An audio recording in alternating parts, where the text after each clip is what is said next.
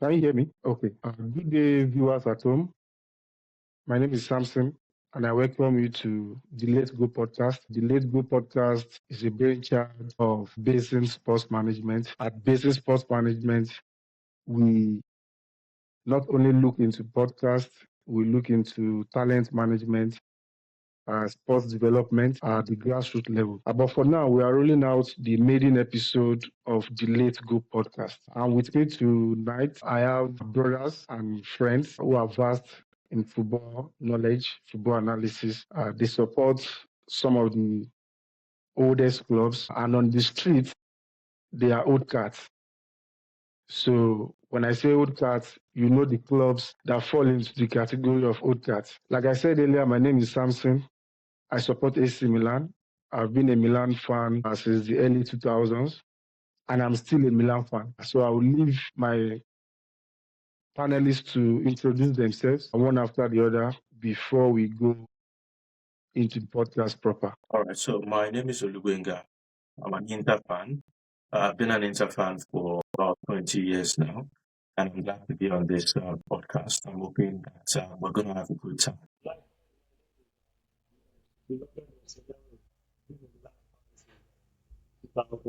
Very happy to be here. All right. My name is Olarewaju. I'm a Milan fan, and I've been a Milan fan for almost 17 years now. Yeah, thank you. Okay, shortly before I go into the details of the podcast discussions that will be held, I would like to inform our viewers at home that the Late Group podcast is on every platform: Twitter, Instagram, Facebook, and on YouTube. Do well to give us a subscription, a follow, a like, drop your comment on this podcast when it is posted, and drop your criticism. We look forward to hearing your feedback. So on today's episode of this podcast, we'll be talking about a wide range of topics from transfer news, transfer rumors, to happenings across the leagues, to upcoming fixtures. And we'll have a special segment at the end of the podcast, which I call the Stay or Go segment. But we are starting with the transfer segment. And in the transfer segment, we are talking about players. We are in the winter transfer market. Clubs are gunning for players. Coaches are being replaced. Personally, I would like us to start with the Liverpool situation. That involves the Trent Alexander-Arnold contract, Virgil van Dijk, and Mohamed Salah. Before I hand over to my panelists, I have a hot take. And my hot take is that Liverpool would not miss VVD and Trent as much as the fans are making it look like. They have been good stewards for the club, but they are replaceable. And sometimes we have to look at it from the angle of the club. I would like Yinka to give us his opinion on the Liverpool situation. How does this transfer rumor affect the season? So I think that's a good question. For me, I do not expect this rumors to really affect the season. We're talking about experienced players here. We're talking about players that have won titles in the past. Trent Alexander-Arnold has won the Premier League, has won the Champions League. Virgil van Dijk as well, the same. So you wouldn't expect that transfer rumors, especially at this stage of their career, would affect them so much so that it would affect the team. Besides, I think that irrespective of how inexperienced an plot might be and when I say inexperienced, I'm talking about top 5 league club management. He hasn't got that experience of a really big team. I know he was at, was it Feyenoord before Yes. he came to Liverpool and won, titles there as well. But Liverpool is a different ballgame. As much as it might be inexperienced in this part of, so to speak, I still expect him to have get with the ship and make sure that the guys, keep out of the distractions of the pitch. Before we move forward, let me take you back to last season. Liverpool were having a great season up until Jurgen Klopp announced his departure. One way or the other, that news affected the psychology of the team, and they went from gunning for 4 trophies to ending the season with just 1 trophy. Ahmed, do you think that team has matured enough to move away from the distraction of Arnold to Madrid, Salah not renewing his contract, Virgil van Dijk not renewing his contract at this point of the season? Well, thanks for the question. The situation right now is quite different from what they had last season. Given that the competition right now is not what it used to be. Last year they had a very strong Arsenal side and equally a strong Man City side. But right now, those challengers are quite not there yet. They are also looking for their form in terms of consistency. Arsenal are not there. Man City are actually really struggling. So I think they have that advantage on their side. They can actually pick themselves back up and not let whatever is going on around the club affect their season. And at the same time, majority of those guys be a big part of the situation last year. They are still in the team. So I believe that should serve as a major experience or major factor that should be a good experience for them not to let the same situation happen the second time. So I don't think that should affect them that much, given that their challengers are not up and running, and at the same time they have the experience from last year. It shouldn't repeat itself. Speaking of Man City, they are hot in the transfer window. In the last 24 hours, they've been linked to 3 players, two center, two center backs, and one striker from the Bundesliga.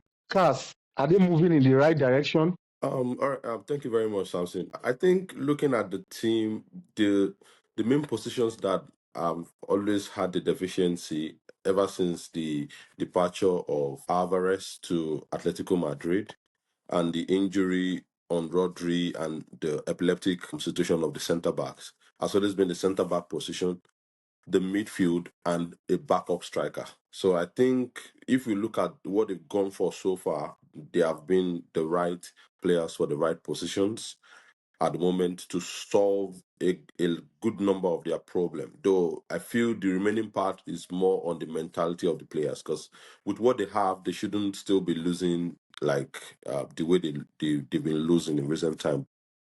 For now, with the transfers that they've gone for so far, they are really on the right track, if you ask me. Yinka, do you think they would go for an extra midfielder? Well, I think they should. People that, in my own personal opinion, I think they need a midfield revamp. I think that given the style of football that Pep plays and the quality of defenders that they have, I think they might be a bit covered in defense. Maybe except for if they had one more player in defense, that might be enough. In midfield, however, I think they need a complete revamp. They have players that are past their prime, like Kevin De Bruyne, who I think is a fantastic player anyway, but I think that in terms of fitness, age-wise, he's lost something. You have Kovacic, who I also believe is past his prime. You've got players that are not quite there technically. Nunes, or what's the guy from Southampton? I think that's his name, Nunes. Over the years, they've watered down their midfield so much that it's now beginning to show. The real player of quality that you would really say that they have would be Rodri. Others are either past their prime. Even Bernardo Silva is not quite the Bernardo Silva that we used to know. So personally, I wouldn't want them to pay too much attention to this transfer market. I would prefer that they take what they can take what they can get in this season, which would be mostly Champions League football, qualify for top four, and then in the summer you can then rebuild that midfield, possibly add a backup striker and one extra defender.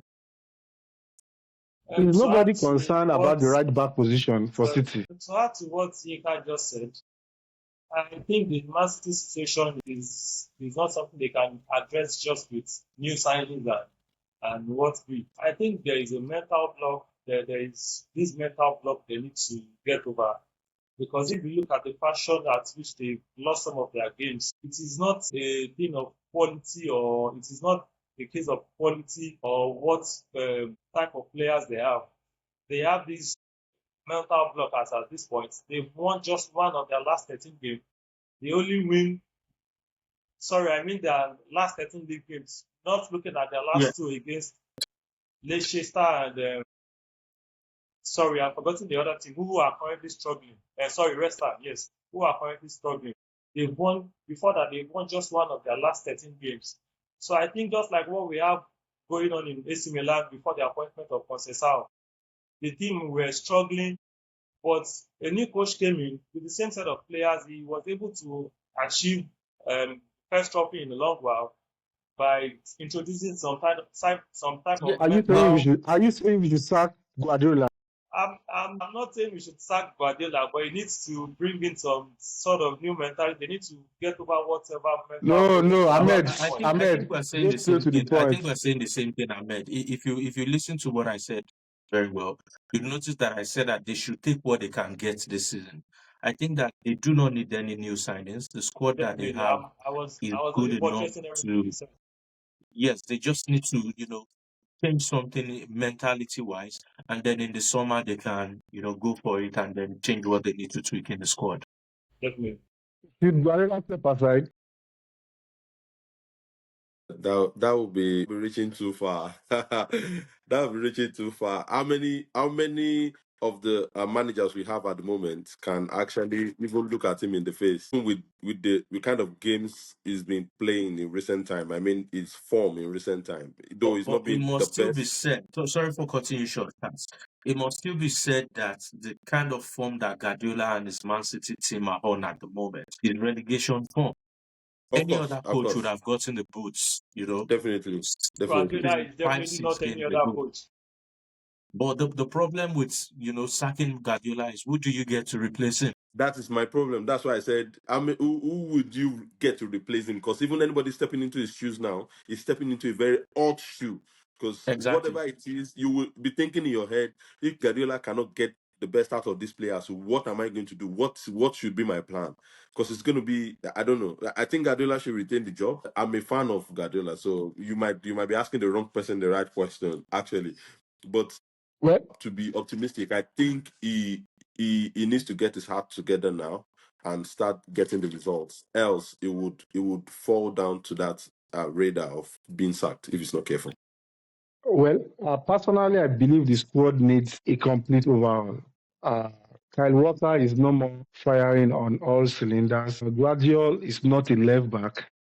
I don't know It's the not plan for that going forward. So there are lapses even at the fullback position. Even in attack, there's only one winger that is performing currently. That is Savinho. And you don't even know what you get the day you start Jeremy Doku. You don't know what you get the day you start Jack Grealish. But then it is good. Guardiola. Like Inka said, let him navigate the season, get a top four, and do a massive overhaul. Unfortunately, they started the overhaul in January. We hope they are not just rumors and these players are actually coming in.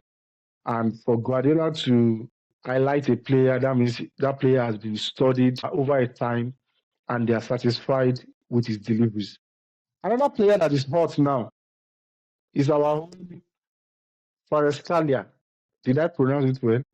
Kelly. Paratelia. Forestalia is the most talked about player on the transfer market currently. There are talks of PSG. There are talks of Liverpool are throwing in the art. What is happening there? Yinka, what is happening there? What has Conte? Okay. To the best of my knowledge, I'm not sure that I've read anything in particular going on between Kvaratskhelia and Antonio Conte. But for Conte to want to let a player of his quality leave in the middle of a title-winning season, it's safe to assume that something is probably going on in that area. If the player himself did not want to stay over last summer, it's possible that he was persuaded against his will to stay, possibly because the Laurentiis may have told him that he wasn't going to accept any offer. But Liverpool and PSG have come forward with interest. I don't think there's any bid so far. I'm not quite sure why Liverpool need him because I think Dapo, Diaz, Covered in the left and wing. Wales Jota. plays on that. Jota sometimes are very good players. I'm not quite sure why they would need him on that left, and there's no way he's going to bench Salah anyways.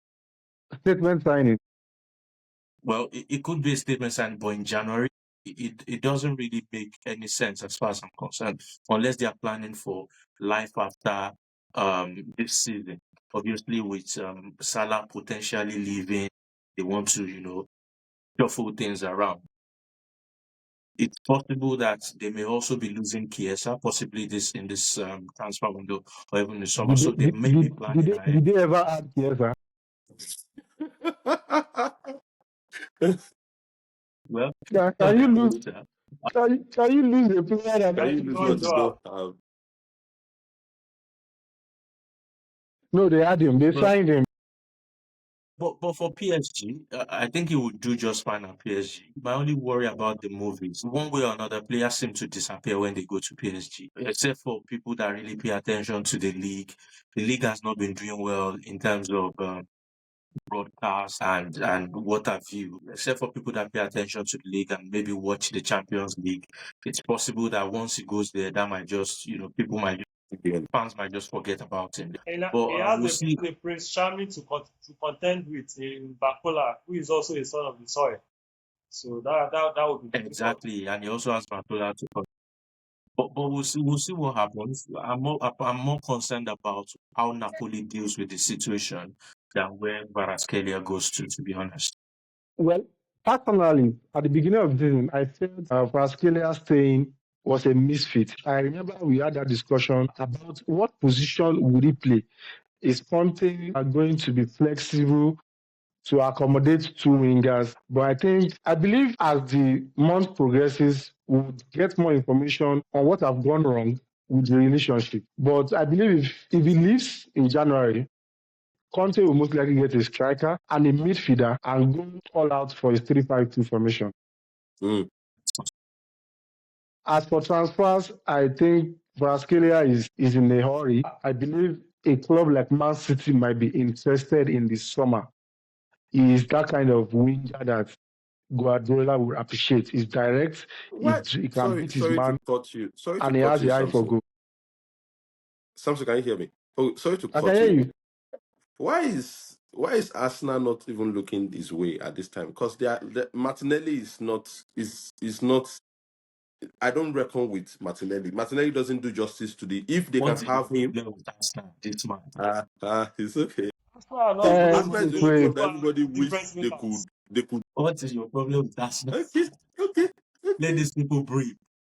you No, they see, can't breathe They are where I not am. known to go after you see, different winners. the next segment I was going to involve Arsenal, and I wanted to talk about the hunt for strikers. We are hearing rumors about movements about strikers like Isak, Osimhen, the Sporting Lisbon guy, Amush. and Mamouche. Mamouche, let's even say Mamouche is upcoming, and I'm thinking, where does Arsenal fit in all of this?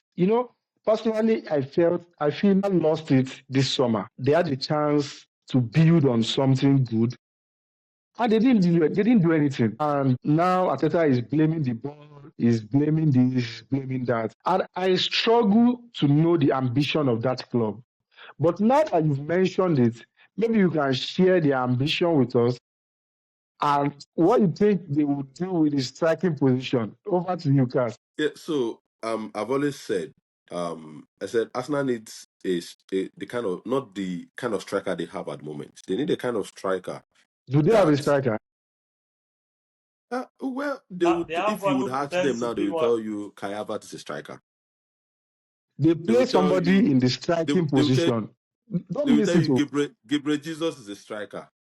Gabriel Jesus is a Oh. They striker. have two However, I've strikers who told them I pretend said to you need be a one. striker that can give you the vibes of the likes of Didier Drogba, where he's not playing anything for 85 minutes, and then in 87 minutes, it just comes with that goal, and then you get your one goal, and then you just take your 3 points and leave. You don't A difference every maker. time it's not always about until we dominate, we must beat these people 7-0 to show that we are Arsenal, we are here, and I think it's a low mentality that when you believe you are not there and then you always want to prove at every point in time that, oh, I'm here, I'm a big team, so I have to show you by dominating you. But you don't dominate in every game to win. There are some games you just go there, pick your 3 points, and leave. That's the maturity that Yinka was talking about when it comes to you look at the way Liverpool has played this season. You can see it in the way they play. Sometimes they are not just. It's not about them dominating. It's about we just need these 3 points. How do we get it? We keep pushing the attack. We'll keep trying to get the goal. And once they get the goal, that's it. They leave. It's not about. But Arsenal at the moment needs a striker like Osimhen who can not just wait for the goal. He can also mark for you from the front. He can win the ball from you from the front. He's physical. He's got the striking ability. He will be in the front. He will win the headers. He knows what to do with the ball. I don't know. At the moment, they are just playing around with specific with what you want. If you can spend 65 million to get Kai Havertz, why can't you go with the same amount or maybe a bit more to get Osimhen, and then your striking position is filled? Gyökeres too might cost you maybe something around that range as well. Gyökeres is a very good striker too as well, which will fit into the. I just feel they need somebody who is a striker, not somebody who wants to be a striker. Who probably his aim in life was to become a striker and then he failed and then he's trying to like fulfill that dream. Okay, so the thing with Arsenal is, I think that when you compare where they are now with where they used to be before Arteta came in, I think Yes. there's a lot of improvement that they've made over the years. Definitely. And I think that they have a working system, to be very honest, unless we just want to be biased. What is the aim of that system? Well, it doesn't need to have a name. You just need to have a system that No, works. what's the aim? What's the aim? What's the aim of that system? Obviously, every club aims to win. Every club aims to win. Arsenal's system does not win at the moment. I'm getting to my point. I'm yet to answer my point. Arsenal's system does not seem to be achieving that aim at the moment. And I think that the difference between where Arsenal is at the moment and where they should be is that they do not have certain players that command fear in the minds of opponents. Exactly.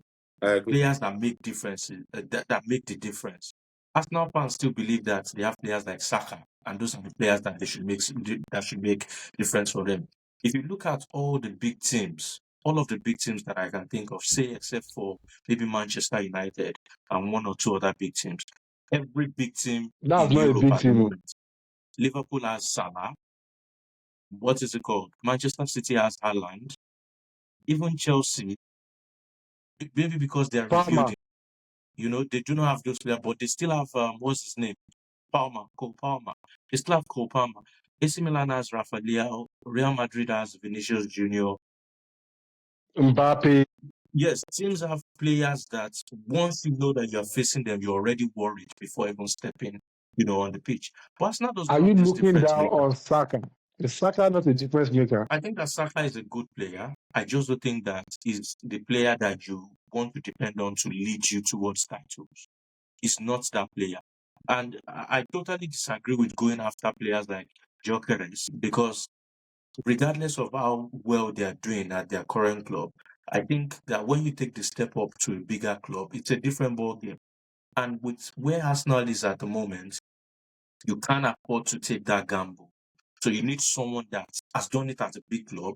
You need to make that statement signing, let people know that yes, we've arrived and we are ready to fight for this title. You put pressure on yourself so that you can achieve those important goals. Okay, with the resurgence of Liverpool and the slow progress that Chelsea is making, do you think Arsenal has missed that opportunity to be the next challenger to Manchester City? Well, it's always difficult to say, to be honest, except for rare situations like what Manchester City did over the last 4 years, where they won the title 4 seasons in a row. It's always difficult to achieve stuff like that. So you can't really count on one team coming to the Premier League to dominate for 3-4 years or to win the title. But they could dominate in terms of being a strong team and always being there in the race, like Liverpool did with Man City for a while. Yes. But in terms of winning the title for a long period of time or long stretch, it's always difficult to find, situations like that. Because of that alone, you would always want to give teams like Arsenal the chance, even teams like Chelsea. They just need certain things to go their way, make the right moves in the transfer window, approach the season with the right attitude, have the right players, have the right mentality, and they might go their way. Well, fair point. Fair point. You can't write them off. They are a top team for a reason. The next discussion I want us to have as regards transfer is the exit of coaches. Julian Lopetegui has been sacked at West Ham. Paulo Fonseca has been sacked at Milan. Sean Dyche was sacked today. The coach at Southampton has been sacked. Off the top of your head, do you see any manager getting the axe in January? The only probably manager that I think might get axed if things continue to go the way it's probably Pep. Because and I'm being serious Pep? here. Because if things continue the way they are going and it keeps Pep getting is back to winning bad now. results. There's But one then two in a row now. he has won I'm not saying the 2 games he won were expected. They were not games that he has not performed beyond any expectation. He hasn't done anything spectacular so far. So, but the 2 games, we know how these things work. You win the next 2 games, you lose the next 6, the story will be entirely different. So, the only person who is performing that woefully at the moment over my head is probably Pep. And but let's see. The owners are not smiling. They don't care. I know. So I have a manager that might be sacked in January, but I'll let you guys go. Have your all go. right. Yinka? I'm trying to think. In the Premier League, I'm not quite. Arsenal, they're doing decently. Maybe not as good as last season. In La Liga, I can't seem to think about anyone. I do not think that Hansi Flick will be sacked. I think they're going to give him time. Same with Thiago Motta at Juventus. I think they're going to give him time as well. Napoli, Lazio. I can't think of any coach except for maybe coaches at smaller teams, and that would require me thinking about it even on deeper level. But off the top of my Okay. head, I can't think of anyone that might get the axe now. Let me allow Ahmed to speak. Ahmed, any coach you can think of that will get axed in January? Off the top of my head, considering how inconsistent they've been, guessing Postecoglou of Tottenham is Oh, Exactly. the Yeah. probability that they get completely asked. blew my mind. I completely I forgot about agree. it. They've been super. Let me But tell I you why that always man. win things in my second season. Yinka, you beat me to that quote. That is why I think Angel Nevertheless, he won Postecoglou will against be Liverpool sacked. yesterday, so which I think that is something that should give him some breathing space. I expect Liverpool to wipe them mercilessly. You never I'm can telling you, tell. left, right, and center. You Yeah. never can tell. Well, You never can Beating of course, anything can happen in football. But from where I'm sitting, I expect Liverpool to wipe them like 4 or 5. beating Liverpool is not enough to say. To save him. Usually in my second season, I win things.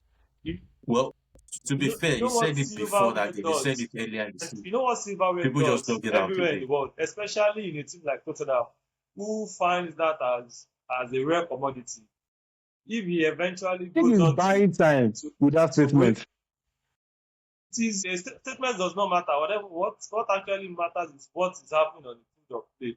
So whatever statement you must have made, that is not the basis on which your job will be judged. But whatever is happening on the field is actually the basis on which decisions will be made. If he eventually escape the second leg encounter against Liverpool and go ahead to win them a trophy, you know how that is in Tottenham. They rarely see situations like that. So that could afford him some business space. But given how improbably that is, it's the closest I think we get there come January. There's a psychological angle to football, and even managers exploit. He made that statement. That statement was a deliberate statement. And personally, I feel he's blowing off some steam from himself. Yes, we can say that injuries has not been fair to him, but his team has not been, they've been neither here nor there all season. They beat City 4-0, then they lost the next 3 matches.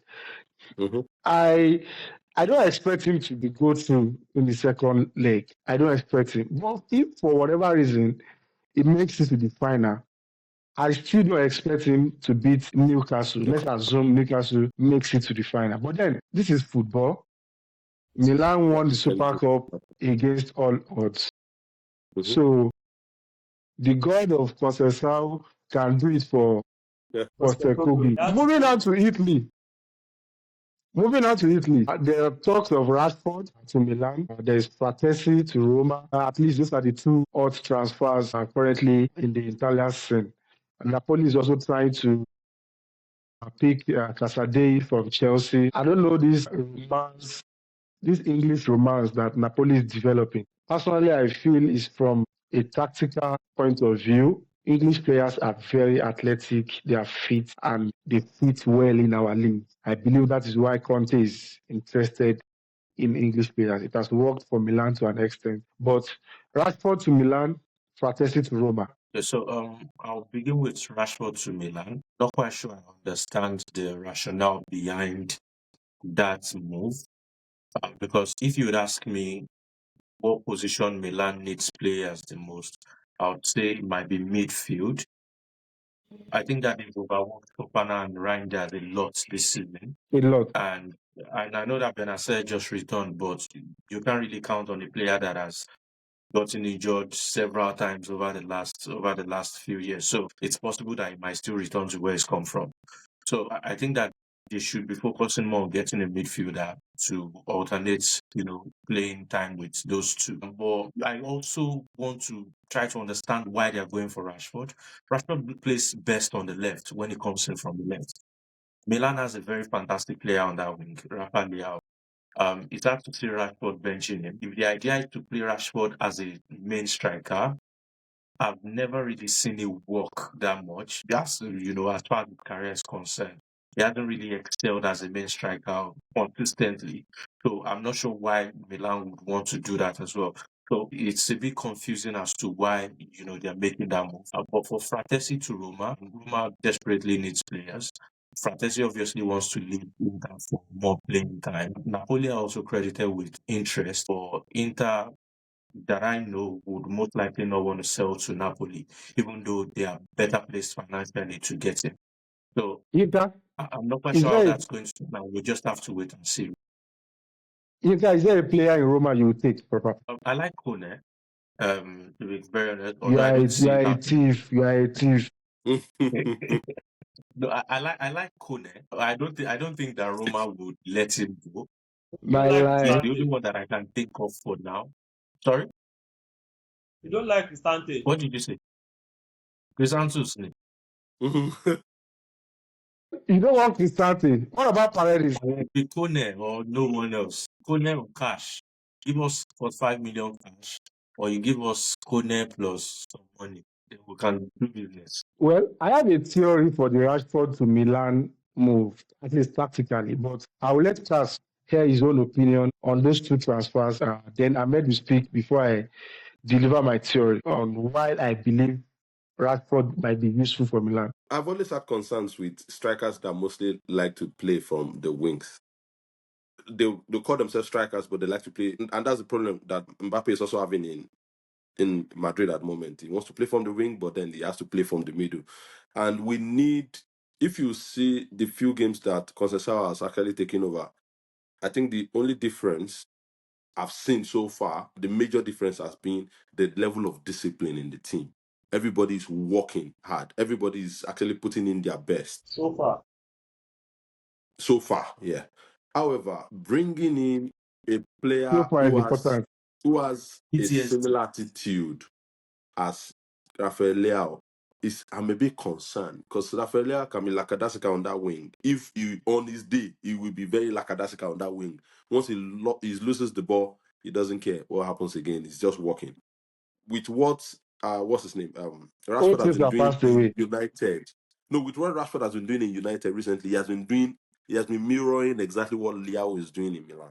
So bringing that kind of player now into Milan, I don't know what they want to tell him differently because if Leao has also been playing most of the games and there hasn't been really a major replacement for him in that position. Nobody has really been there to actually match him in replacing him in that position in some games where he probably needs to rest. Once he's injured, we believe that our left wing is dead. There's nothing creative going to happen from there. But Rashford can bring that. However, we don't want someone who is coming with a baggage of complacency that we want to eliminate from the team. So that's my major concern. Bringing him in is good, but will he be able to come with the right attitude? Will he not feel, oh, I'm coming, I'm a Man United player, I'm coming here? Though Milan is a bigger team compared to United, yes. But then the complacency thing lives in the head of player. It's not a 22-year-old that wants to prove. He's not there to prove anything anymore. He just wants to probably It's enjoy 27. the peak of his career, yeah, and then just leave. So, but at 27, it will be a good buy for us. But then, like I said, my concern is what I've ruled out. The complacency part Ahmed, of him. He's very complacent. Yeah. Before I deal with the Rashford situation, I think Milan are being cheap. And that way, they are raking up costs that they see as minimal or little. But if you look at the bigger picture, it is adding up and becoming big. Because considering the fact that we went for average strikers in Morata, Tammy Abraham, thinking we could get away with decisions like that. We also have Okafor who brought in as a winger to deputize as a striker in case of emergency. There is a Jovic in place. So these are decisions that are made with cost behind our mind.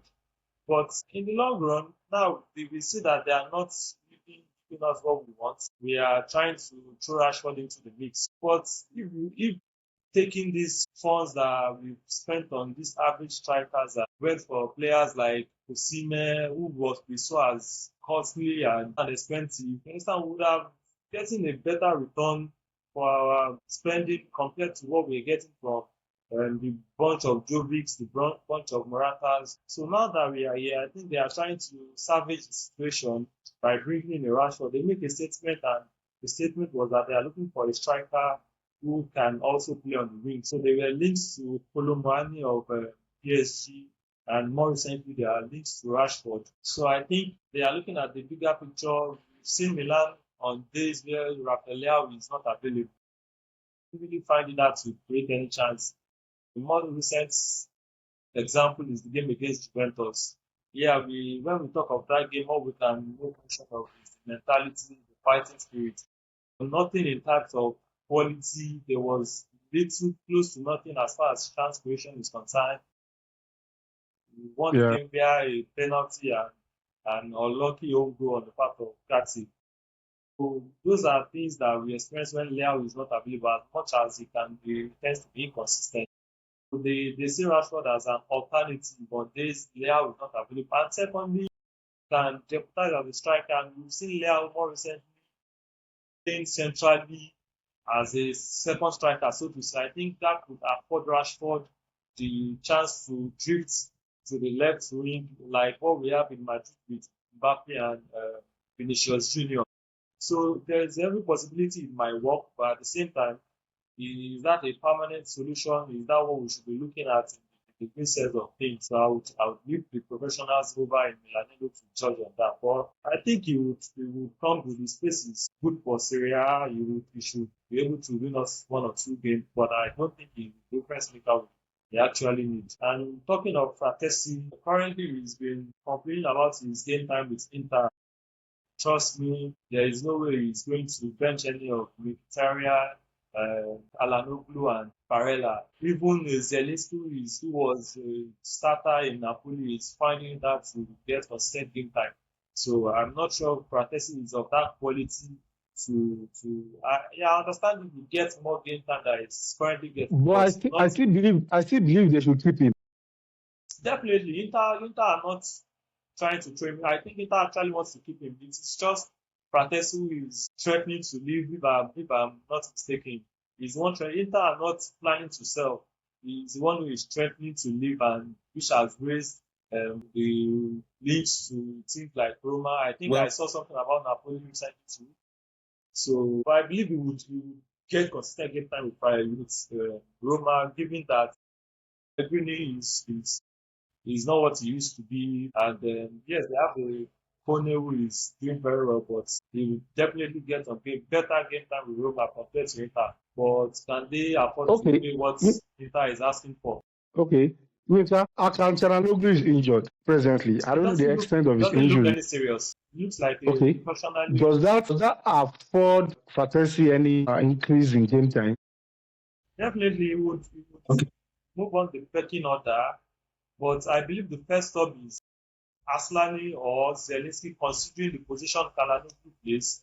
In the Super Copa final, we saw Aslani came in directly for Akan Çalhanoğlu. So there are other instances where Barella covers the position. So he will definitely get increased game time, but there is no guarantee that he's direct replacement to Çalhanoğlu. Inka, what do you think? So I think that Fratesi's lack of playing time is not as a result of the players that he has in front of him. I think it's not as a result of their quality.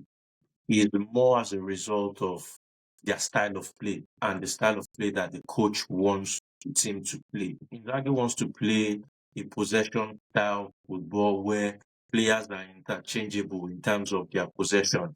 So you have a midfielder dropping into centre back, you have a centre back going as far as the left wing. Players are changing positions.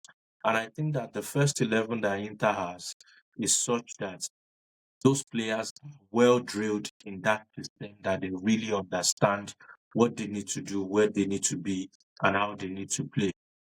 Some of the Absolutely. subs, especially in midfield, you look at players like Zielinski, Atlani to an extent, because I'm over the last few weeks, the guy has not really impressed me. But Aslani to an extent understand this system. But Pratesi looks like the only player that does not understand the system. In terms of building up the game from the back, he is more of a ball carrier that just wants to move the ball from one position to another position. He does not run across the line. He does not move into positions that he should move into. All he wants to do is give me the ball and let me run. Now, that is an advantage because it also ensures that he puts himself in positions to score goals. Inzaghi is supposed Yes, to find a we go first. system, like a backup system, that allows the player to flourish, especially when his first system has been found out. So I think that is like, a minus for Inzaghi. Overall, sorry. Good. Okay, so overall, I think that the system that Inzaghi plays is good, but because of the need to find a plan B, he needs to keep players like Fratesi, not because they do not have quality, but because they bring something different. So you're able to change the system when, for example, you play Cagliari away from home and they're defending, you need an extra man in the box that can make runs from midfield. You need players like Fratesi, not players that will just come in to hold the ball, circulate the ball, and then move it from one place to another. Because the truth is, in a real sense, Fratesi is a squad player. He's not the kind of player to be challenging for the starting level position. He thinks of himself as more than that, though, but please go on. But also, there have been arguments in the Inter fan base that Inzaghi has left him on the bench for too long in some games. You see, when you have a competitive squad, your focus should not just be on the first level. And I saw a video where an analyst said, why not bring Fratesi in as early as the 65th minute in some matches that needed to be unlocked? Instead, you see Inzaghi shuffling at the back, shuffling the strikers, and it keeps his three core midfielders. So that might have contributed to his displeasure in game time. But overall, I believe Inter will keep him. I don't think Roma can pay 45 million for anybody in January, Yeah, and I'm just going to add. even if it's Cristiano Ronaldo. Mhm. I'm just going to Go add. ahead. I think Inzaghi wants a second 11 that plays exactly like his first 11, First 11. which is the biggest problem that Fratesi That has. is Not exactly that in is terms of almost quality, impossible. but in terms of style of play. You might not get the same quality, obviously, but he wants a situation where even if I'm downgrading from Akan to Chananoglu, I know that I'm downgrading from a register to a register.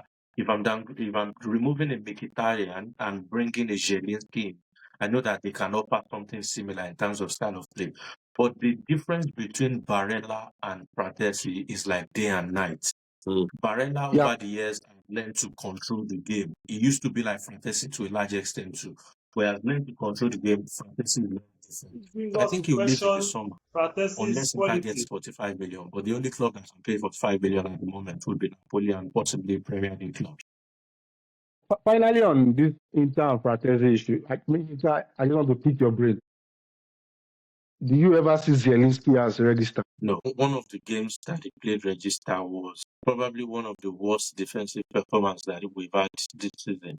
And it was at fault for maybe a couple of the goals. And that was the game against Juventus, where we drew 4-4. I think that he controls the midfield quite well, but he doesn't have the defensive awareness to play that position. For some reason, I'm not sure how Akan Chananoglu did it, but just mastered that role, especially the defensive side of the role. For example, if you watch the Super Copa final against, obviously you would have watched it again, Milan fan, against Milan, the Inter, third before you goal that continue, Milan scored. Akan has always been very. Akan, Yes, no, you could be hardworking and be running around and not know where to. But well, as a another. register, you need to be able to position yourself. You need to be able to pick runs. The goal that Milan scored, the third goal, that's the winning goal. It was Rafael that made a run into the center of our defense In that Yeah, then received behind the ball from the right Aslani. and allowed him to square for Tammy. Aslani was facing him. Aslani saw him as he was about to make that run.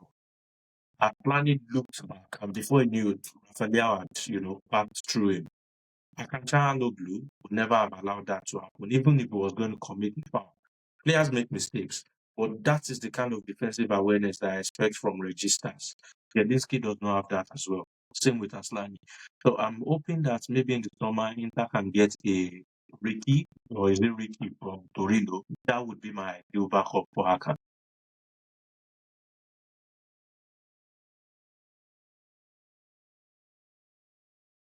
Inter, I can't hear you. I think we lost Samson due to the network. Okay. All right. So we're So just going to wait for him for just a short while. One moment. while we wait for him, I was just going to chip in something with regards to the third goal against Inter in the Super Copa, and I've tried to see the goal a couple of times, the third goal in particular, and what I noticed is I don't know who played the left back for Inter.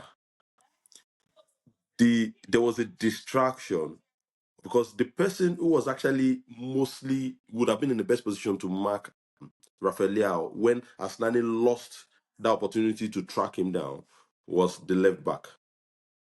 And the left back, someone just made a run at that position to distract the left back, to get the left back engaged away. And that was why that pass was able to get to Rafael. There would have probably been two people to mark him.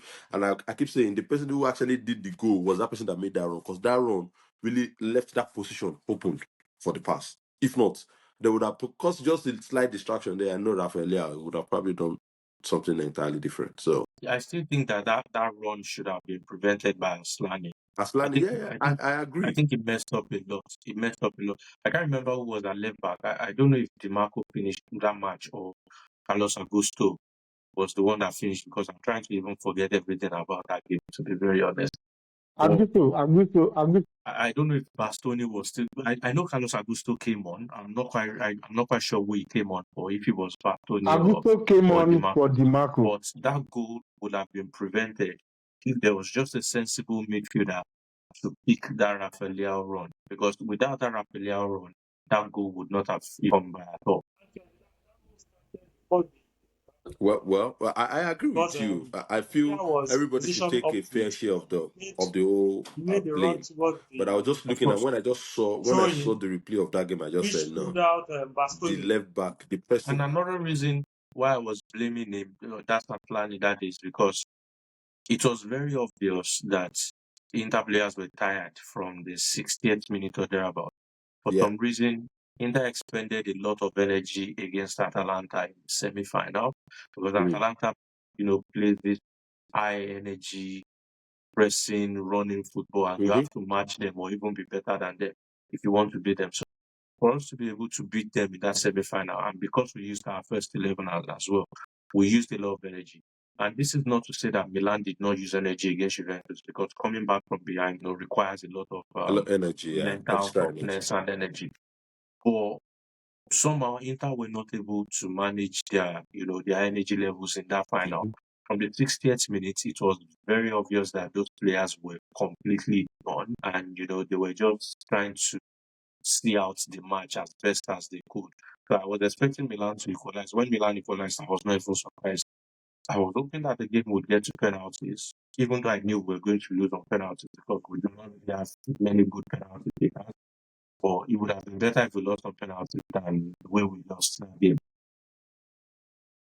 Fair enough. Fair enough. It's a fair analysis of what happened. I'm just trying to have a look on to get the name of those players, and then to if I could get the. Why do you want to remind me of this game this month? It makes me happy. Carlos Augusto came in for DiMarco Why anyways. do you want to remind me about this game? Anyways, can anybody hear me? Yeah. And Inter even had the opportunity to have won the game. I think there was this Of course. loose pass. There was this loose pass before the ball went to what's his name? Went to Dumfries. There was this loose pass from, I don't know if it was Barella in front of goal. Lost the ball. The ball went to Dumfries. Dumfries still couldn't hit the net, and then Yeah, we had about 2 or 3 chances to make that game 3-1. But for some reason, we were not clinical and we were just missing the chances. It was quite unfortunate the way it ended, but I would not fault Inter for not creating chances. I would just say that the defensive side of the game left quite a lot to be desired. I'm looking at the game now. I can see that it was it DiMarco was actually went Calabria. up. Yeah, it was Calabria that made that run. That took him. That run opened up that space. The run from Calabria took him away from that position. Because I think they were playing 3 at the back. I don't know. I think it was The more run of 3 at from the back. Calabria So took away took Bastoni. one of the 5 centre at the backs back. away from that position, and then that space just Yes. became open. Well, it is what it is. Congratulations to Milan. They did well to win the game, Thank you. to win their first trophy in 3 years, and they will It not was, allow us rest again. you don't You don't deserve rest. Can anybody see me? Can you check if Samson is trying to get back on? Well, I'm just going to have a quick look here. It's all right. One moment. So it looks like he's trying to get back on. Might be having a bit of a Yeah, I think it's technical back. problem. Can you see I me? can That's see you good. now. Yeah, we can see you. We can hear you. All Sorry right. for the break in transmission. Now to my Rashford theory. Can you hear me? Yes, we can. Yes. Rashford had his best season under Ole Gunnar Solskjaer, and Ole Gunnar Solskjaer played a counter-attacking football. Conceição came in and he said he has no business with the possession. His tiki-taka is to put the ball in the net, which means to an extent, from what we've seen in the 2 matches, Milan must develop the appetite to soak pressure and to counter the opposition. I believe Rashford coming in, let's assume we play Rashford as a striker. In the match against Inter, when Rafael Leao came in, he was not operating only as a left winger, especially for the winning goal. You saw the area where he was operating. Imagine a fluid system where Leao can drift in and Rashford can still stay out wide on the left. I believe it can work, and I believe Rashford has the legs, he has the speed to help Milan in attack. However, there's the issue of the attitude, the complacency, and that alone makes the whole decision to go for Rashford confusing, like Yinka said. But then it's still early days in transfer market, and let's see how the news unfolds. But then Milan's major need is in midfield, not even a striker. I was just going to say that, and like one would normally say, where's our coaching badge?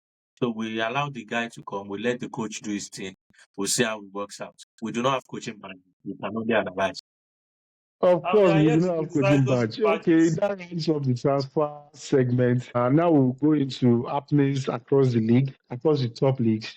We will not be talking about Bundesliga because nothing is really happening in that league at the moment. So our focus will be on La Liga, the EPL, and the Serie A. I will start with EPL.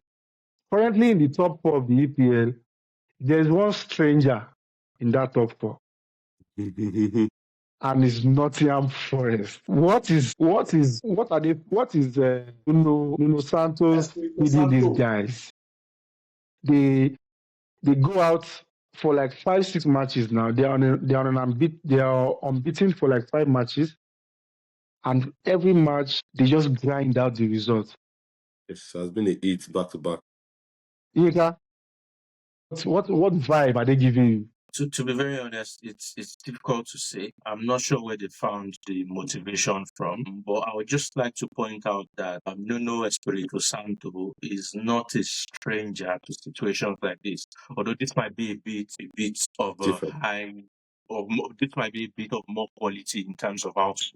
When he was with Wolves, I remember his Wolves side were usually a very tough team to beat. I think They they went did to. as well as. I think he took Wolves to Europa. Yes, I, Yeah, I was going he to did. add that. I think they did as well as sixth or seventh position in one season.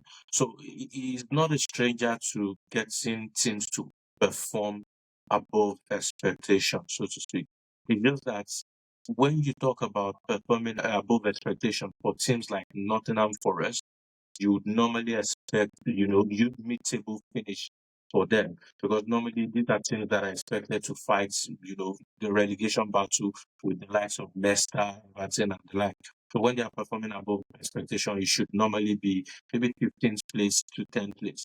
But they're actually punching above their weights, and they're currently in third position this season. They haven't lost. I think they've won their 6 games, if I'm not mistaken.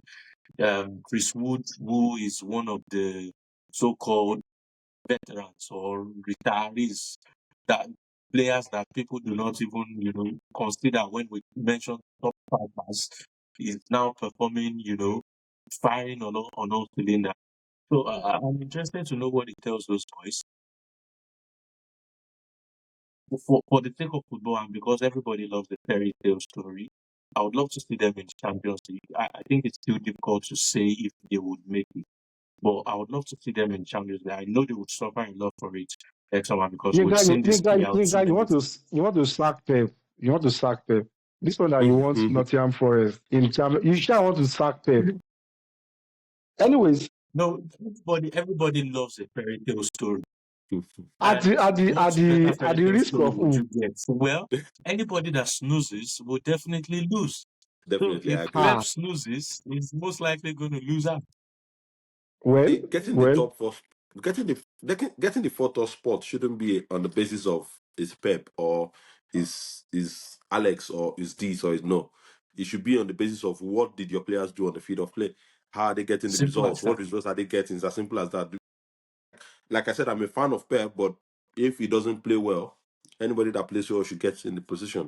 It And shouldn't like I matter. said, I think that if Nottingham Forest make the Champions League, if they finish in top four this season, I have yes. no doubt about it that they are going to suffer a lot next season.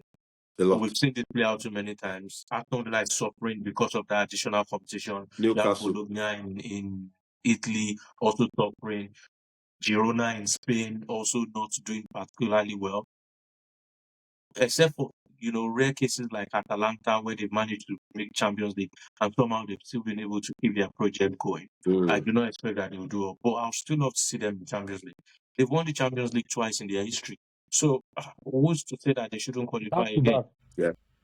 Well, we've discussed about how inconsistent Arsenal have been. Chelsea have consistently informed us that they are not in the title race, even though their fans are always crying when they lose the match. There's a 6-pointer that is coming up this weekend.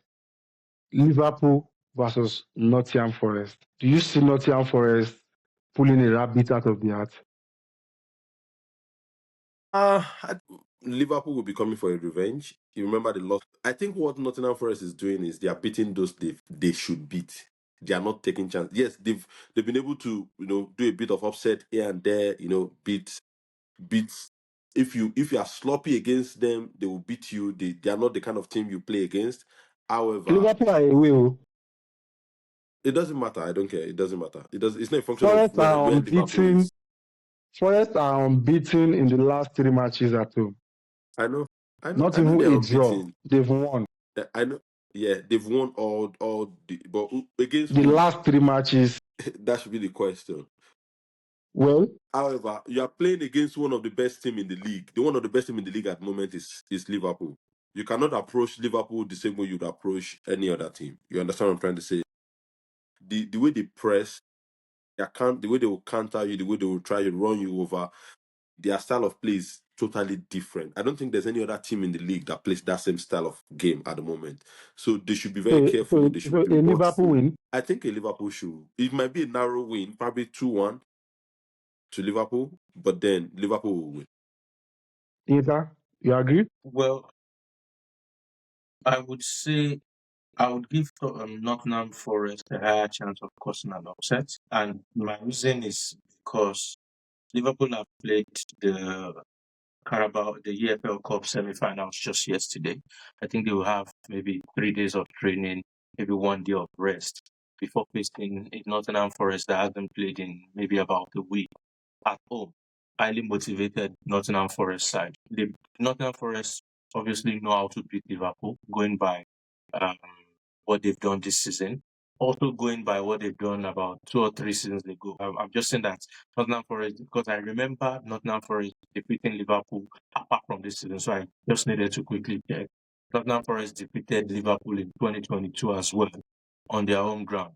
So they are no strangers to defeating Liverpool. I think that And was I the know first game that of the season. if there's one team that knows how to cause upsets, especially against big teams, and upsets that you do not even expect at all, Nottingham Forest would be one of those teams. They've picked up, unexpected results, all these unexpected 1-0 victories here and there. So, Mhm. considering all of these factors, the fact that Liverpool, they are much more rested than Liverpool, I would not say they are more motivated, but they are certainly very motivated for that game. They would like to also prove that their wins have not been a fluke. I think they would do well to maybe get a point. Obviously, Liverpool has more quality. You would expect the quality to always show, but in football, desire matters a lot, rest matters a lot. And if you have, on your day, if things go your way, you might just pick up the 3 points. I think it will be a draw, though. Like a 1-1 draw. Sorry to also cut you in. There's this theory that has been flying around that the Liverpool manager always finds it hard to win against Portuguese managers. That might be, yeah. If you go and look at most of the games he has lost so far, I it's didn't always even know fun. that. Yeah, I That didn't is know that's that. that's a new theory. that is a weird fact. I would need to look into that But because have a now that I'm look. thinking about it, the man just Yeah, drew against Amorim yeah. just last weekend. I need to look into other Portuguese managers now. So But then I feel, yeah. Liverpool has 6 points at the top of the Premier League. If for any reason a Forest win, they have a game in hand. Anyways, a Forest Against win Everton. cuts their lead to 3 points. Do you see Yes. any at this time wobbling, Inka? Well, it's difficult to say. When you are playing a 38 game season, in as much as you want to focus on yourself, it's also important to look at the chasing pack. And from an analyst's point of view, I always look at the chasing pack a lot. And who do you have chasing Liverpool at the moment? You have an inconsistent Arsenal, a Nottingham Forest that has never been in a situation like this before, and a Chelsea, Chelsea that does not want to Newcastle. claim ownership of a title challenge. They are 10 points You behind, do so not have they don't have business claiming ownership. exactly. So when you look at the teams that you would expect to fight Liverpool for the title, you're beginning to think, where would the challenge really come from? Can you count on Arsenal to mount a 7-game winning streak, for example, or an 8-game winning streak? Because even if Liverpool do lose to Nottingham Forest. They still have that game in hand, which if they win, they go 6 points clear. 6 points So clear. Liverpool would still need to lose an extra 2, potentially, and Arsenal would need to win all of its games, before even matching Liverpool. So it's hard to see that happening. We've gone beyond halfway through the season. We have about 19, 18 games left. I just do not see Arsenal, usurping Liverpool for any reason.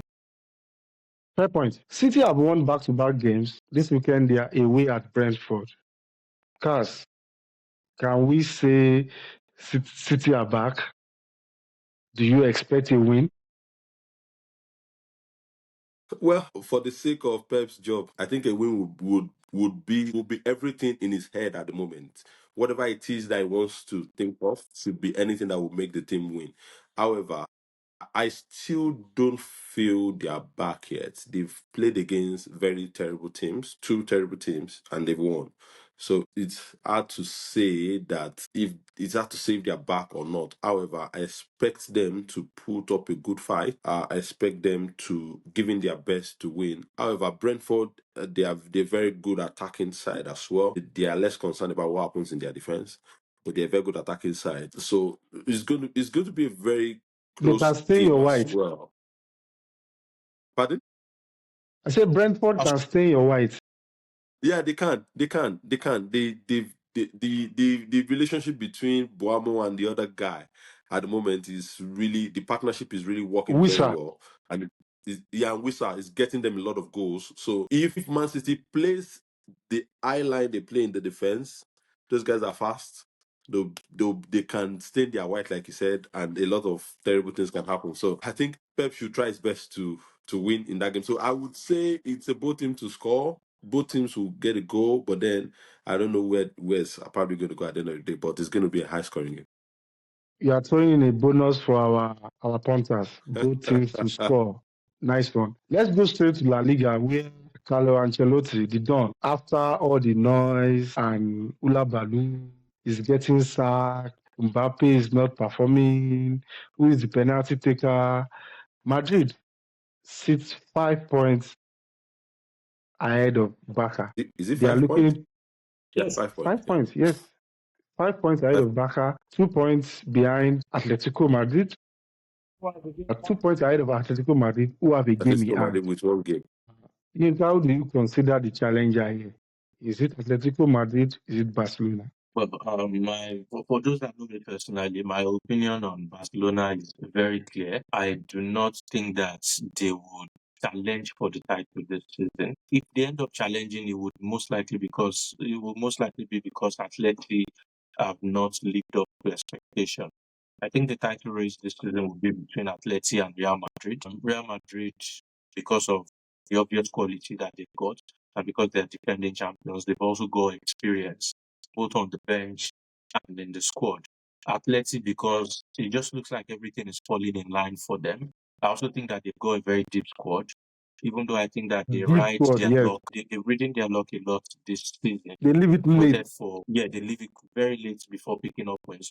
But the win is all that matters, and they've been able to pick up the wins. They just need to make sure that they do not, lose points that you would expect them to get by when they try to keep games hanging up until very late in the game, like the 90th minute. So I think that the reason I do not consider Barcelona challengers is because I think that they have too many elements in that squad that are way too young. I think that the squad has talented players, but you need more than talent to go a 38 game winning season. You need more than technique, you need experience, you need the know-how. And if you look beyond Barca's first 11 and maybe a number of other players outside the best first 11, maybe 3 or 4 other players, they really do not have anything else.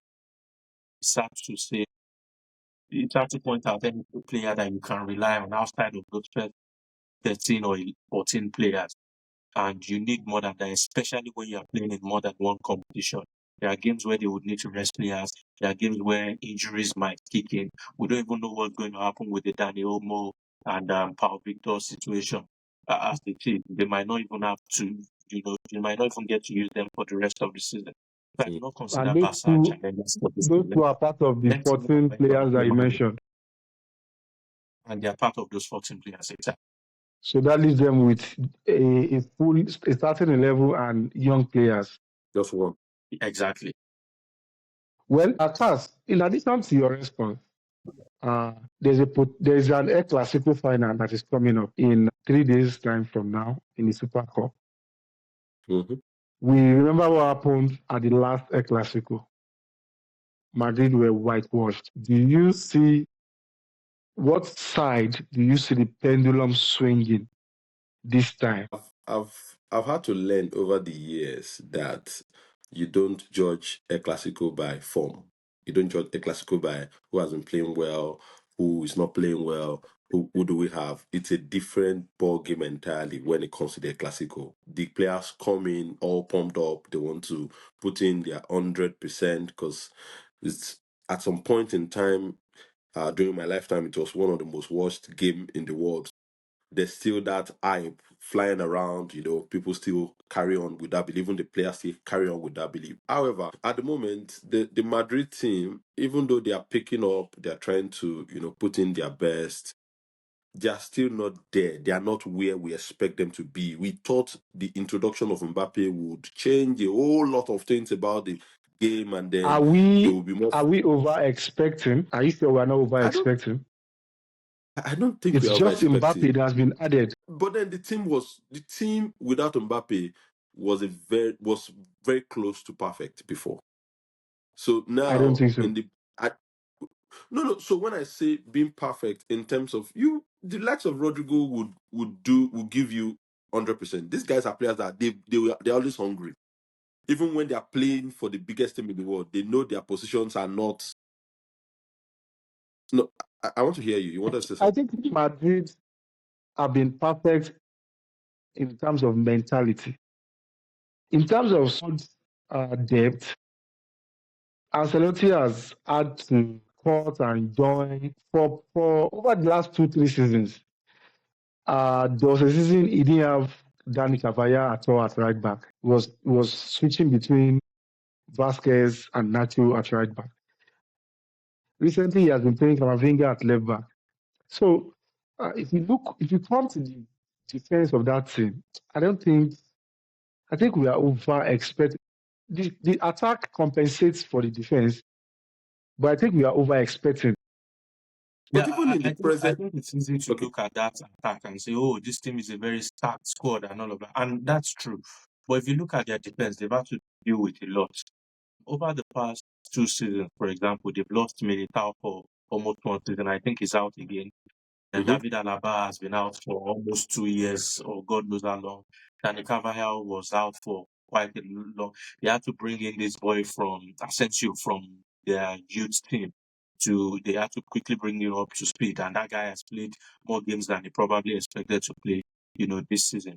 So Carlo Ancelotti has at some point last season, and I think this season as well, he had to play Chouameni in center of his defense. And So he center of had to defense, Yes, I have to deal with a lot of injuries, a lot of situations in defense. But I'm not going to use this as excuse for him, for the coach has experienced as Carlo Ancelotti, because at the end of the day, Real Madrid would always be Real Madrid, and the fans would always expect them to turn up, even if their players are playing on crutches. They would still expect them to turn up because of that name that they represent.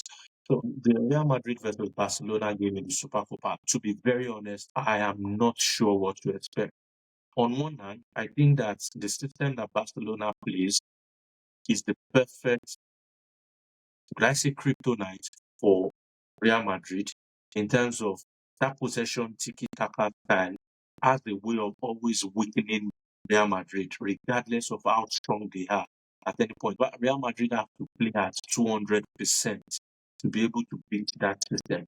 You would notice that whenever Barcelona are not at that level with their style, tiki-taka style, Real Madrid always has, an easy ride over there. But when yeah, Barcelona is able to put those passes and just ping it around and make you look stupid, chasing your own shadows, it's always difficult to beat them. And with the kind of big men that Real Madrid have, they're not used to chasing those footballers that Real Madrid are. They're not quite used to always running after the ball. They're the ones that are used to dominate.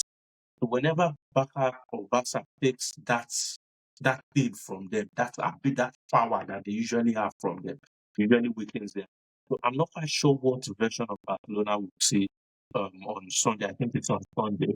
But if we get that tiki-taka Barcelona, I think that Barcelona might beat them 3-0 or 4-0 again. Sorry, Samson, before you chip in your point, I was going to say Madrid over the years have not really, their focus has never been on their defense. Their focus has always been on getting one very special midfielder that can do something spectacular, getting that special attacker. Look at their defense over the years. It has always been, their focus has always been more. But they spent money on Mendy, spent money on Militao, spent money on, I think, okay, Rudiger was a free transfer. I think they've Yes. done well to invest in defense as well. Well, in my opinion, I just feel at the moment Yes, they their do their focus main on, strength does not come from the defense. Their main strength obviously I agree mostly with that. would come I from the think they midfield, focus more on midfield and attack and the because attack. obviously that is what the game is about, scoring goals. Obviously we Yeah, want to prevent goals as well, but exactly. goal scorers are the one that really bring the light to the game, To the and it's easier to build this positive, attacking, beautiful brand around goal scorers and midfielders. But that is exactly. That not to was say that they've ignored their defense. no. It's not about no. Definitely, you can't ignore the defense. Is also part of the. It's also part of the team as well. But like my point, like I said, is they have There's most a likely massive post. investment They have. coming in the defense. There are talks of Yeah, I'm not overhaul saying of they the are not investing defense. in defense. I'm saying their focus has mostly been on the midfield and attack because they Yes, believe they can yes, get the yes. best from those.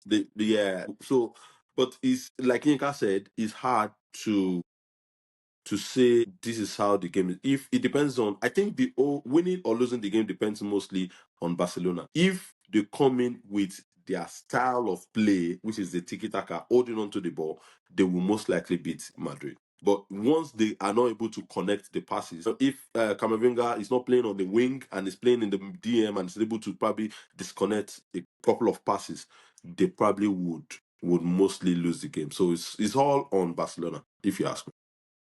Okay. We have few topics just to go before we round up. Uh, I'll still on Barcelona and Real Madrid. I just want us to talk about a player now, Vinicius Junior. He got a red card in the last league match against Valencia. At what point does Madrid decide to caution Vinicius? His behavior off the ball, personally, I find it unbecoming of a world champion, of a player of his caliber. He's always fine. If he's not shoving players, leaving an elbow, he's shouting at the ref. Against Valencia, after the red card, he had to be physically bundled out of the pitch. At what point did they do something at Madrid? So far, I would say that before Madrid would take a drastic action, the kind of action that would lead them to parting ways with Vinicius Junior, I think that Vinicius Junior would have to do something that would really hurt the Real Madrid brand, really hurts them, that they will feel like, okay, this damage is irreparable. At the moment, I don't think it has gotten to that point quite yet. But I do agree with you that Vinicius has overstepped boundaries a lot. Initially, it was easy to take his side because there was the racism angle to it, and nobody wants to see that in football. But now it just looks like he's overdoing it. I thought the incident with the Valencia goalkeeper, as a footballer, these things happen. These things happen rather. These things happen in football. Trash talk themselves a lot. Some of them even, just to try to get an edge over the footballer. Sometimes, apart from the talent side of football, there's also the psychological aspect. You want to get that psychological edge over your opponent. So I saw the tap from the Valencia goalkeeper. It was just a slight tap. I think that Vinicius' reaction was too excessive. If you remember the game between AC Milan and Inter Milan over the weekend, there was an incident between Jan Bisek and Rafa Leao. I think that Rafa Yeah, Leao did something similar to Jan Bisek. Jan Bisek just looked at him and smiled. And It smiled, was yeah. Nicolo Barella that ran over and Mm-hmm. tried to Yeah. escalate the situation and made it bigger than it was. As a footballer, when you play What football? football for so long, you'd expect that opponents would want to rattle you. Mm. And I normal. believe that with the kind of experience that Vinicius Jr. has scored, he should have found a way to deal with situations like this where players say, okay, where they trash talk him or they try to get him annoyed. He's giving them an easy pass and he's painting himself in a bad image. But like I also said earlier, it has not gotten to a point where Real Madrid said it has really affected our brand a lot and we cannot go further with this player. Until we get to that point, Real Madrid is going to continue defending him and they'll try to keep managing the situation as best as they can. Well, you have a fair point. As far as Madrid are concerned at the moment, he's selling the jerseys, he's Exactly. scoring the goals, The pros he's still bringing outweigh the cons. he's bringing the fans to the stadium. There is no cause for alarm. The commercial angle is still fine. But then, as a player, as a person, he needs to mature and outgrow some of these behaviors. It's on becoming of a professional footballer. I've also said that there's no podcast around now. If there's no talk about United, then that podcast is not complete. United are closer to relegation than they are closer to the top. The manager has said, guys, we are in the relegation battle. This season, I want to believe this season is a pilot season for Amorim. But considering the way the results are coming in, are we really sure he can turn it around next season? I think this question will be better asked when we see his activity in the transfer window, because the change you would have in his team will be based on how many of these Can you players they see are the willing to. can you see the basics? No, of course, in the tactics, yes, I can see. I can see in the tactics. However, the players are the direct opposite of the tactics is trying to rule out. They are the direct Yes, you opposite. can see the tactics. Yeah, of course, it's three at the back. Is doing very well. Okay, now I'll give you an example. I think the first time I saw Ahmad play for him, and he played Ahmad on the as a right winger. I said, "Who is this guy?" He played really well. Okay, he played really well. He put in his best. You can see the hunger in him. However, bring Dalot to that same position, you'll be wondering, I don't understand what happened. Was it not this? Was someone not playing this position some weeks ago against a better team, and now you are playing the same team against another team? Well, even when you look at the position of the players on the field, considering the kind of players he has now, they don't even fill up the positions they are supposed to fill up when they are considering the kind of formation that they play. Because the 3-5-2 formation, it involves players on the wing a lot. The wing backs has a lot to do in terms of how you change your positions, how you fill into some positions. However, Dalot doesn't have that mentality. On the other wing as well, I don't know. The whole team at the moment, they're just in the disarray. The mentality as well is bad. They don't believe they can win anything. The only person in the team who feels something can happen at any point in time is Fernandez, which I don't even. That's It's arguable. not. That's I, arguable. More recently, it has is been Benga's there. is Benga's favorite midfielder. Not for me. I don't like him for Adam. So For the when rest I Yinka's of feel the he's going to be. Yinka's season, However, Yin- even for in the Yinka's best midfielder. best midfielder, even in the record, revamping the whole team, even not in my best revamping midfielder. the whole team, he needs to leave as well. He needs to leave as well because even he has a Really? bit of he needs to leave as well. Wait, Yeah. Taz. We are ending up this podcast with the stay or go segment, and we are Yes. using United. Don't worry, keep your card. Now, you want Bruno to go? Okay, keep your card. We'll get there. Yinka, what is happening with United? Okay, so with United, I wouldn't say that anything that is happening now is a bit surprising. With the way that the season started, if we were expecting much from them. It would have been for the season up until this point, and with the way that they've changed the coaches, I wasn't really expecting much. I was just expecting maybe for Amorim to steady the ship and hopefully just see the season out, and then next season he can plan. Now there are two things that I think they need to. I'll say three things. One would be the tactical side. One would be the transfer window, and the third one would be the mentality, so to speak. I agree with Ruben Amorim when he says that the club needs a shock. Now, what shock means in this situation, I do not know, because shock could also be relegation, and that would be the biggest shock of all. But I think that they need a shock in the kind of shock that would give them that awakening that we are Manchester United. Maybe if they survive relegation on the final day of the season, for example, or if they go through a really difficult patch and they have to look at themselves and say, we really messed up last season, we have to do better. Because a lot of the players that they have at the moment are players that do not have that Manchester United mentality. So that's number one. Number two is tactically, they have a lot of square pegs in round holes. You have players like what's his name, Masraoui and Dalo, who are fullbacks naturally, playing as wingbacks. The way a fullback thinks is very different from the way a wingback thinks. That's why, in most cases, you see coaches that play formations that have wingbacks. They would prefer to convert either wingers to wingbacks and work on their defensive game than to convert fullbacks to wingbacks to then have to teach them how to attack. Because I think it's much more difficult to teach them how to make runs and how to do this. Obviously, I'm not a coach, but that's the perspective that I have.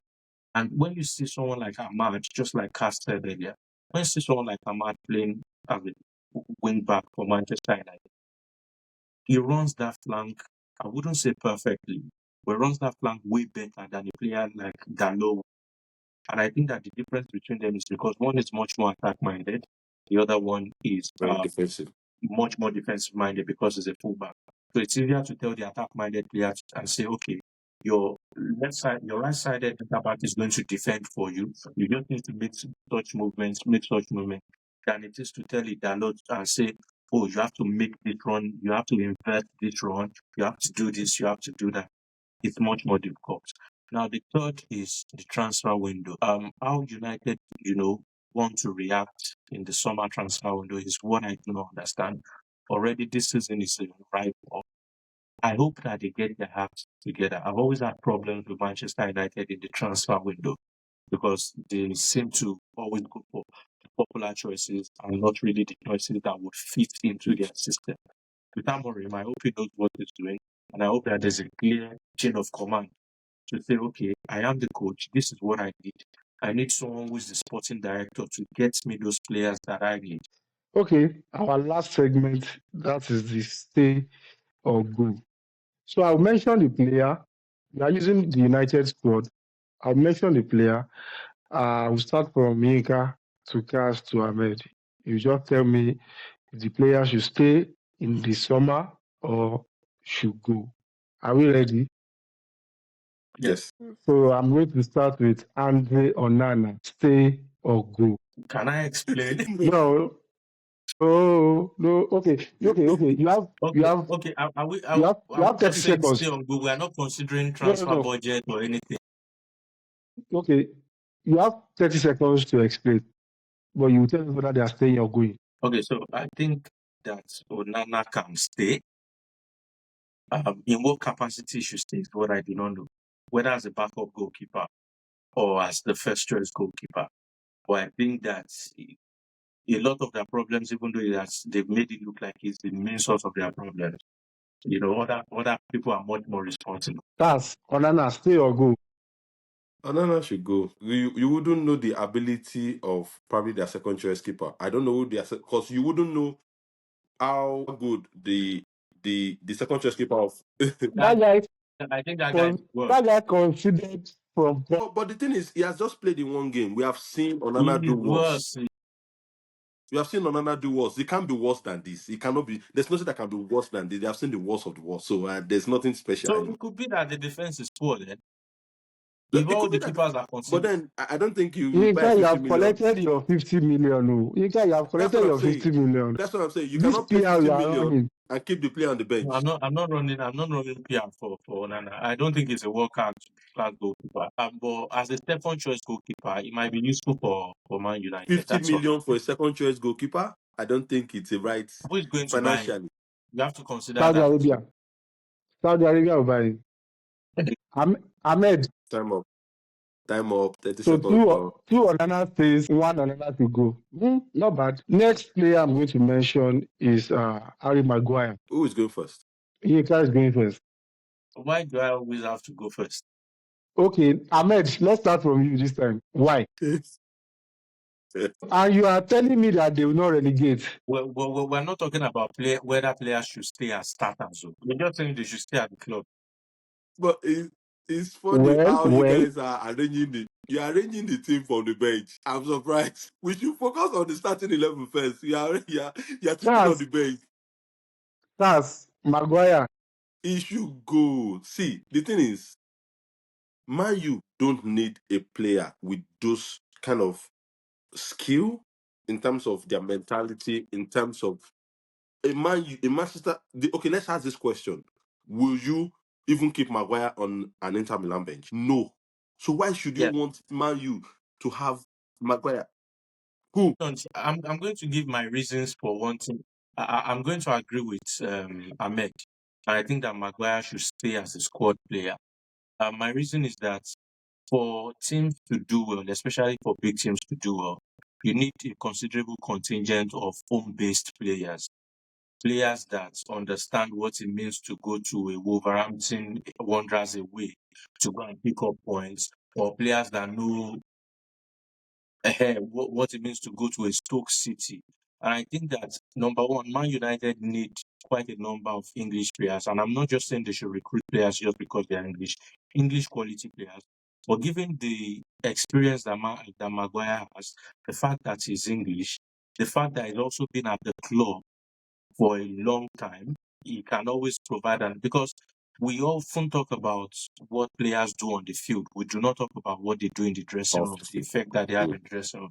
So you need players like Maguire as squad player. That's why even when Antonio Conte won the league with Inter, he had players like D'Ambrosio, players like Gagliardini, because they were useful in the dressing room, not particularly because they were going to do wonders for him. I think Maguire should stay as a squad player. So But Maguire stays 2-1. Sorry, my reason is that Maguire even physically looks like someone who does not have I don't know the exact word to use now. The confidence level for Maguire is very low. Either you are winning or you are losing. He just needs a coach that will bring that out again. Ranocchia was worse than that. I think He needs hugs and kisses. not Ox. He just needs a coach that who remembers Ranocchia at Inter. Ranocchia was really bad. Ranocchia was really bad until Spalletti came. Well, fair enough. He should go. Go. Not even as a squad player. He does not have it. For a club like Man United, he does not have it. He should go to a Fulham or that's his level. The hell higher. He should go. Casemiro should go. He should go. Yeah, he's gone past his prime. He should just go to Saudi, go and do something. Or go and play golf. Eriksen. He should go. Joshua Zexi. He should stay. It's because this is the first season, so I'm not going to take too much from him at the moment. Personally, I would say he should go. I think that his style of play and the league are 2 worlds apart. I think that even if he spends 10 years in that league, he's always going to watch balls fly over his head while he tries to drop into the midfield to receive it at his feet. His style of football is completely different. The only coach that I would say he should stay with would probably be Pep in the Premier League. Anybody apart from Pep, I do not see Zexi doing well for that coach in the Premier League. I thought Amorim was supposed to be a lower version of Pep. What? He was supposed to be a lower version of Pep. Also, I don't know. You know, at some point they were trying to say, okay, Man City were patiently waiting for him to come take over from Pep. And I think that was what facilitated Man U like going in to say he must come in the before the middle of the season. That was what I read it somewhere too. However, so there are theories. I have that. Anyways, no, the Well, style of, like I said, their tactics are different. Their style of play totally different. But it looks like someone who could also like bring out the best in players. Oh, We're you're talking referring about to Amorim, Mourinho. Amorim. Amorim. I actually heard Mourinho. I don't know why I heard Mourinho. No, Amorim, why will I say Mourinho? They Amorim are and two Pep different. style are completely different. They are not the same. Amorim and Pep do not play the same style. But Amorim was in contention to replace Pep. At Yes, least obviously. he was part of the options considered. Yeah, I'm not Okay, saying it next. wasn't, but I'm just saying that their styles are different. Their styles of Yeah, football is of not the course, of course, their styles are different. Next, Rasmus Højlund, You should stay. 85 million. You should stay. Stay. Probably Stay as a am backup, stay but am still. doing what? So that's the He should thing. stay as backup. Is it safe to say that Man U has actually wasted a lot of money on this Yes, they season? have. Yes, All right, fair enough. Yes, yes, they have. I agree. I just wanted to be sure. they have. Lindelof. I think it's time to go. This should go. Yes, try it his best. He's not serving the club. He's almost becoming another Phil Jones. Diego Dalot. He should stay. It depends I would because say he should go he should stay. because I don't see how he fits in tactically. Their best Yeah, right now, back. but Yeah. Amorim is the coach now. Are they sacking him? Don't you see? I think Dalot can play as a right centre back. I don't know about that Yeah, too. Okay. an overlapping right centre back. I just feel so. Like Bastoni on the left, a God bless right-footed you. Bastoni. God I bless don't you. see it. I don't see it. Or unless it's going to be like an act. Uh-huh.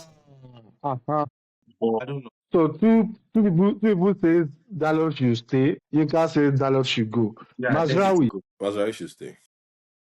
He Because should they stay. just bought him. Because I also don't think it's fitting with the new system. But because they just bought him, he can stay. And also because they can play on the left side. No, but I just told you now that wait. I just told you now. I said that if Zexi is Zexi a spent tactical 10 misfit. years, if Zexi spends 10 years at Man United, I do not think he will still fit in the Premier League. Because the Is a system, tactical misfit. the way he sees football is different from the way they play it in the Premier League. The way that guy sees football is different. He's a pure Dutch player that wants to play the ball on the ground. Let's do pam pam pam.